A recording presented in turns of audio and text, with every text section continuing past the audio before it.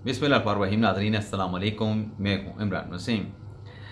नाज़रीन, इस प्रोग्राम में दो बड़ी अहम खबरें आपके साथ हम शेयर करने जा रहे हैं और मुझे मालूम है कि सबसे पहले आप देखने वाले बानी तहरीक इंसाफ इमरान खान से जुड़ी जो बड़ी खबर है उसकी तफसील सुनना चाहते हैं और उस डिटेल में आप नाज़रीन ये जानना चाहते हैं कि इमरान खान की जो एस्टेब्लिशमेंट के साथ बराह रास्त मुज़ाकरात की जो ख्वाहिश थी उसका ड्रॉप सीन कैसे हुआ है।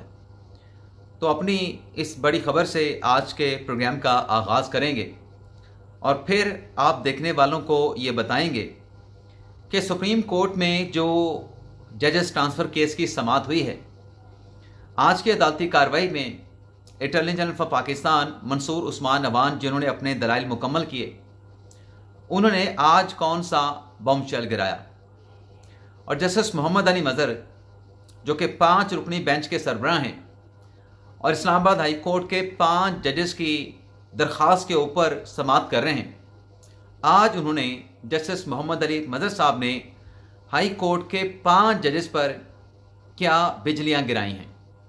तो ये दो खबरें हैं जिनकी डिटेल इस वीडियो लॉग में आपके साथ हम शेयर करने जा रहे हैं।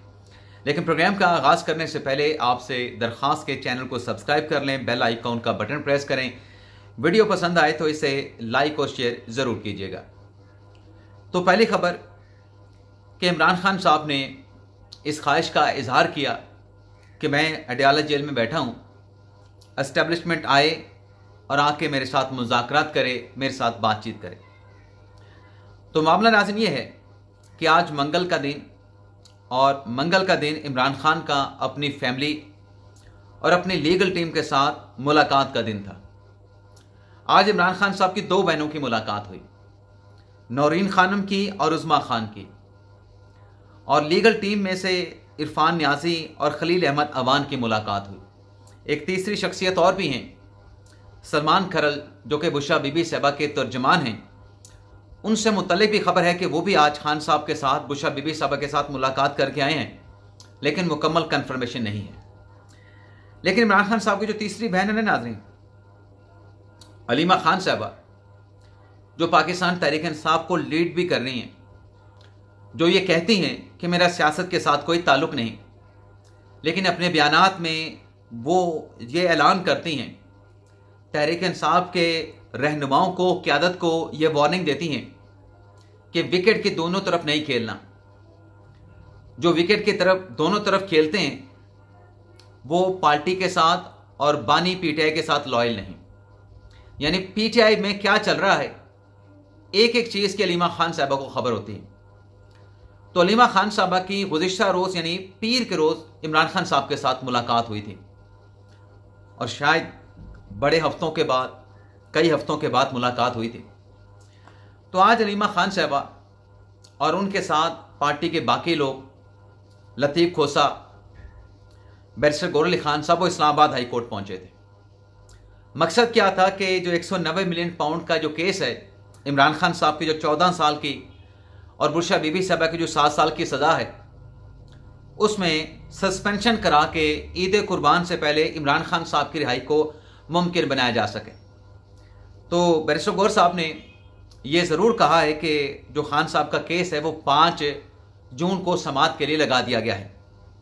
वैसे आज सुप्रीम कोर्ट में भी इस मामले पर डिस्कस होता रहा कि मखसूस नशिस्तों के केस में वो पीटीआई की ख़वातीन जिनको मखसूस नशिस्तें मिलना थीं वो सुप्रीम कोर्ट में तो मौजूद होती हैं, लेकिन जो हाई कोर्ट के बाहर पीटीआई का एहतजाज होता है वहाँ पे पीटीआई की वो मखसूस स्पेशल रिज़र्व सीटों की जो कैंडिडेट्स हैं वो वहाँ पे मौजूद नहीं होती। तो वहाँ पे अलीमा खान साहबा ने कुछ अनाउंसमेंट की, 3 बातें अलीमा खान साहबा ने की। अब वो जो 3 बातें हैं वो नाज़रीन ये बताती हैं कि इमरान खान साहब का सियासी कार्ड क्या है। खान साहब कुर्बानी देने जा रहे हैं या ईद कुर्बान से पहले कोई बड़ी कुर्बानी होने जा रही है। खान साहब ने यू टर्न लिया है या फिर अलीमा खान साहबा का जो स्टेटमेंट है वो एक सियासी ब्रेकिंग है। अलीमा खान साहबा ने पहली बात यह की कि इमरान खान बातचीत करने के लिए तैयार हैं और उसी में वो ये कहती हैं कि ना सिर्फ इमरान खान बातचीत करने के लिए तैयार हैं बल्कि कुछ लो और कुछ दो के लिए भी तैयार हैं। अब नाज़रीन, इस जुमले को आप जहन में थोड़ी देर के लिए जहन नशीन कर लें, नोट कर लें, याद आपने रखना, भूलना नहीं है। दूसरी उन्होंने बात की कि हमारे भाई ने इनका क्या बिगाड़ा है, किसी का नाम नहीं लिया। भाई इनका से आपका क्या मुराद है? हमारे भाई ने इनका क्या बिगाड़ा है? इमरान खान क्या चीज छोड़ दें तो आप उसको रिहा कर देंगे। यहां पे कुछ गिव अप करने की बात हो रही है। यहां पे अलीमा खान साहबा, इमरान खान साहब इस बात पे रजामंद हैं। अलीमा खान साहब कहती हैं कि वो ऐसी चीज जिस पर किसी को एतराज है, खान साहब वो छोड़ना चाहते हैं, वो छोड़ देंगे, गिव अप कर देंगे, आप इमरान खान को रिहा कर दें। तीसरी बात अलीमा खान साहबा ने की कि सामने आके बात करें, पीछे बैठ के क्यों बात करते हैं? पीछे बैठ के बात ना करें, हमारे सामने आके आपने जो बात करनी है हम टिट फॉर टैट, मतलब गिव एंड टेक भी करेंगे। जो आप देंगे कुछ हमें देंगे, यानी पूरी सौदेबाजी का एक पैगाम दिया। अब सौदेबाजी क्या है? ये पूरा जो पैगाम अलीमा खान साहबा ने दिया, किसको दिया? मुखातब तो समझ नहीं आ रहा, लेकिन डी कोड करेंगे तो मुखातब एस्टेब्लिशमेंट है, जिसके साथ बानी तहरीक इंसाफ इमरान खान बराह रास्त खुद मुज़ाकरात करने के ख्वाहिशमंद थे। तो अलीमा खान साहबा ने यह पैगाम इमरान खान की तरफ से एस्टेब्लिशमेंट को दिया है। अब इससे कोई लाताल्लुक का इजहार कैसे कर सकता है? वो जब भी मुलाकात करके आती हैं बताती हैं इमरान खान साहब ने ये कहा, इमरान खान साहब ने वो कहा। आज भी वो इमरान खान की बात कर रही थी कि इमरान खान तैयार हैं, और साथ में ये भी कहा कि इमरान खान का ये भी कहना है कि सारी जिंदगी उन्हें जेल में रखें तो खान साहब कहते हैं मैं तब भी पीछे नहीं हटूंगा। तो यहां पे उनकी पहली वाली 3 बातों में और जो चौथी बात मैंने आपको अब बताई है उसमें रब्त नहीं है। लेकिन अगर पहली बातों को लेके चलें तो नाज़रीन सवाल ये पैदा होता है कि कप्तान तो डट के खड़ा था, कप्तान तो एस्टेब्लिशमेंट के साथ तहरीक चला रहा था, एस्टेब्लिशमेंट के खिलाफ मुज़म्मत कर रहा था, जमहूरियत की बात कर रहा था।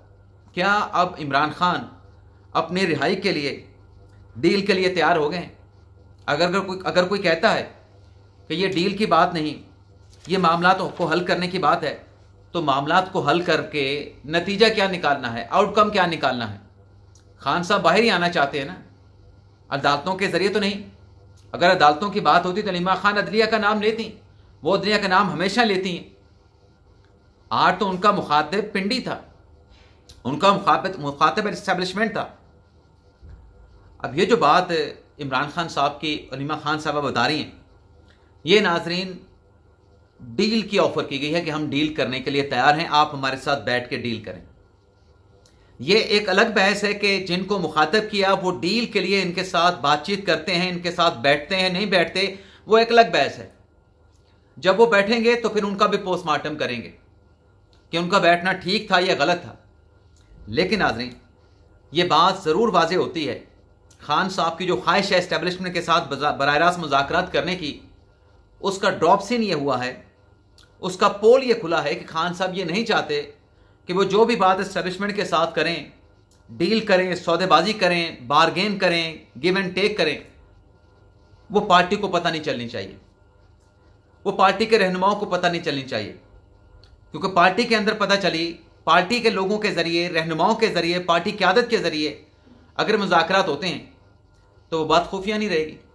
तो खान साहब शायद, जो मेरा एनालिसिस है, वो खुद डायरेक्ट बात करके कोई पैकेज, कोई डील हासिल करना चाहते हैं और सरेंडर भी करना चाहते हैं। सरेंडर तो इस पैगाम के जरिए अलीमा खान साहबा ने इमरान खान साहब का करवा दिया है, इमरान खान साहब को लिटा दिया है कि आए बात करें और चीज़ों को ख़त्म करें, रिहाई दें हमारे भाई को, रिहाई दें बानी तहरीक इंसाफ इमरान खान को। तो फिर वो कहाँ गई तहरीकें, कहाँ गया वो डट के खड़ा है कप्तान? वो जेल में बैठ के भी जीत गया, ये हुकूमत में आके भी हार गए, वो कहाँ पे गया? अब क्यों बराह रास्त मुज़ाकरात करने हैं? ये डॉलर्स गेम से भी बचने की बात है कि अगर मैं इनडायरेक्टली मुज़ाकरात करूँगा तो बातें हमारे हमायती यूट्यूबर्स तक पहुँचेंगी, वो तो हमारा तिया पांचा कर देंगे, वो तो हमारी ऐसी की तैसी फेर देंगे, हमारी बैंड बजा देंगे। तो उन डॉलर्स ट्यूबर से बचने के लिए भी खान साहब की जो ख्वाहिश है कि खुफिया मुज़ाकरात मैं खुद इस्टेब्लिशमेंट के साथ करूँगा, लेकिन खान साहब की इन अपीलों का, इन दुहाइयों का नतीजा क्या निकलता है ये फिर आइंदा आने वाले दिनों में पता चलेगा। लेकिन ड्रॉप्स इन हो गया कि खान साहब, पोल खुल गया कि खान साहब क्यों इस्टेब्लिशमेंट के साथ खुद मुज़ाकरात करना चाहते हैं। अब नाज़रीन आ जाते हैं जो इस्लामाबाद हाई कोर्ट के 5 जजेस की जो सुप्रीम कोर्ट में दरख्वास्त है, उस पर जो अदालत उज़्मा के 5 रुकनी आइनी बेंच ने जो समाअत की है। आज की समाअत में क्या बॉम्बशेल फोड़े गए हैं, एक एक करके मुख्तसर सी डिटेल आपको बताते हैं। एक तो नाज़रीन, जैसे शकील अहमद साहब ने कहा कि जो समरी वज़ीर आज़म साहब ने एडवाइस की सूरत में सदर पाकिस्तान को भिजवाई, उसमें सेक्रेटरी लॉ ने यह क्यों लिखा कि इन जजेस की सीनियरिटी हाई कोर्ट में इनके साथ ट्रैवल करेगी और इनको हलफ भी नहीं उठाना पड़ेगा।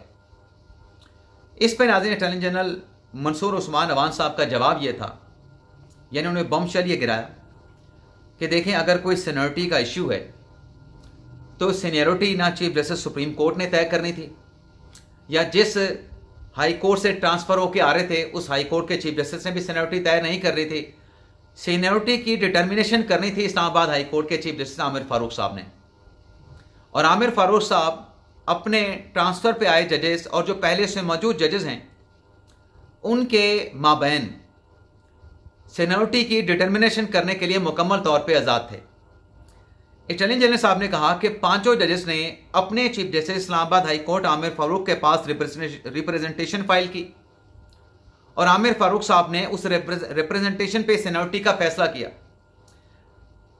सीनियरिटी की डिटर्मिनेशन की, उसका तयन किया। तो सीनियरिटी की डिटर्मिनेशन तो आमिर फारूक साहब ने कर दी है, सेक्रेटरी लॉ का लिखना या ना लिखना उसके तो कोई मायने नहीं। फोरम तो वो था इस्लामाबाद हाई कोर्ट का चीफ जस्टिस और वो सीनियरिटी को उसका तयन कर चुके हैं। दूसरी बात नाज़रीन, जस्टिस मोहम्मद अली मदद साहब ने यह बॉम्बशेल गिराया कि ये जो दरख्वास्त है 5 जजेस की, ये तो उनके अपने उस वक्त के चीफ जस्टिस आमिर फारूक साहब का जो रिप्रेजेंटेशन पे फैसला था उस फैसले के खिलाफ दरख्वास्त है। जस्टिस मोहम्मद अली मदद साहब ने कहा कि यहाँ पे 5 जजेस के वकील मुनीर मलिक साहब ने दलाइल दिए, फैसल सदीकी साहब ने दलाइल दिए, इमरान खान के वकील इदरीस अशरफ साहब ने दलाइल दिए।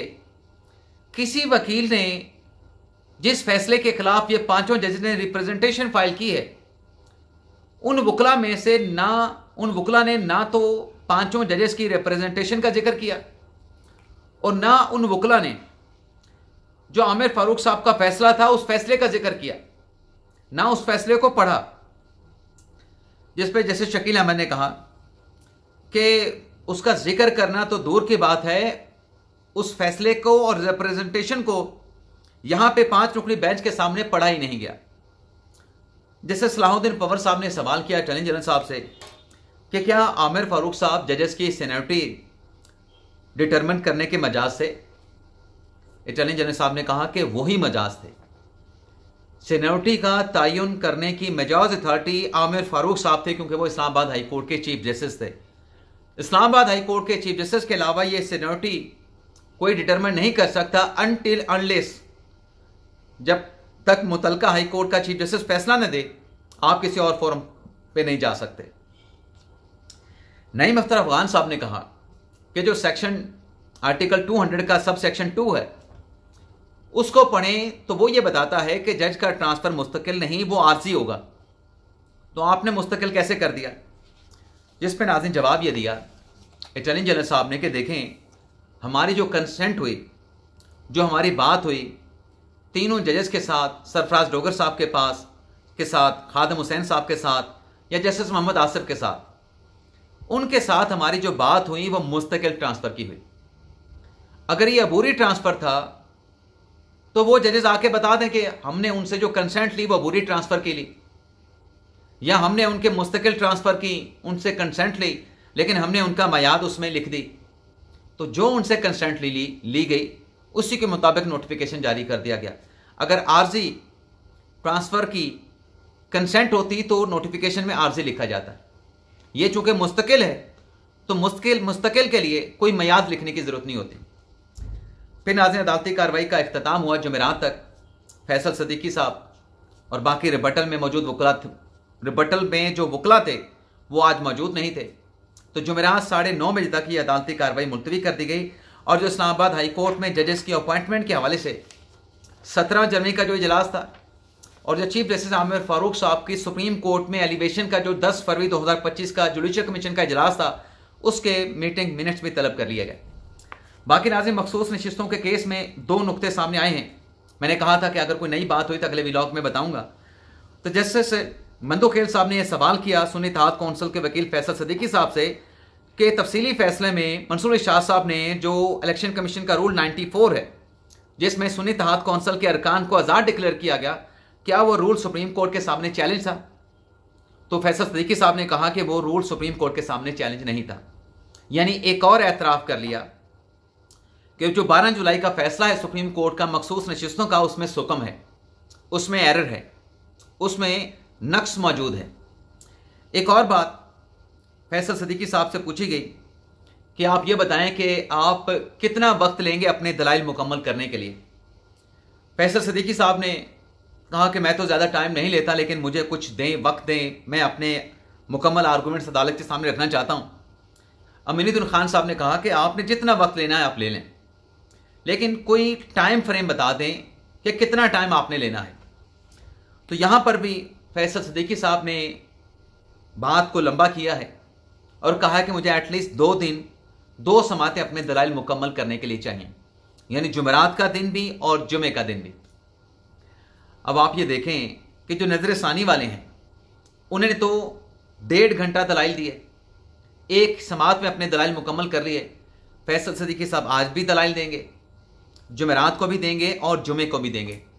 और जो हम आपको बता रहे हैं कि सुन्नी इत्तेहाद कौंसिल तहरीक इंसाफ की भरपूर कोशिश है कि पहले तो ये केस जो है समर वेकेशन के बाद तक चला जाए, या एटलीस्ट ईद कुर्बान के बाद तक चला जाए, फिर इसको समर वेकेशन के बाद तक ले जाने की कोशिश की जाएगी।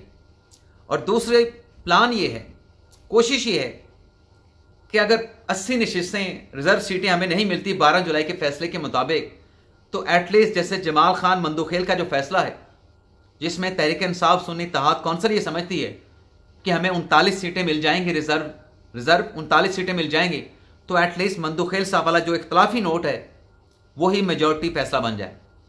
यानी मंसूर इरशाद साहब के फैसले से हट के अब तहरीक इंसाफ सुन्नी इत्तेहाद कौंसिल मंदोखेल साहब का जो फैसला है उसको अपना अक्सरियती फैसला बनाना चाहते हैं। चलें, कोशिशें कर रहे हैं, देखते हैं क्या नतीजा निकलता है।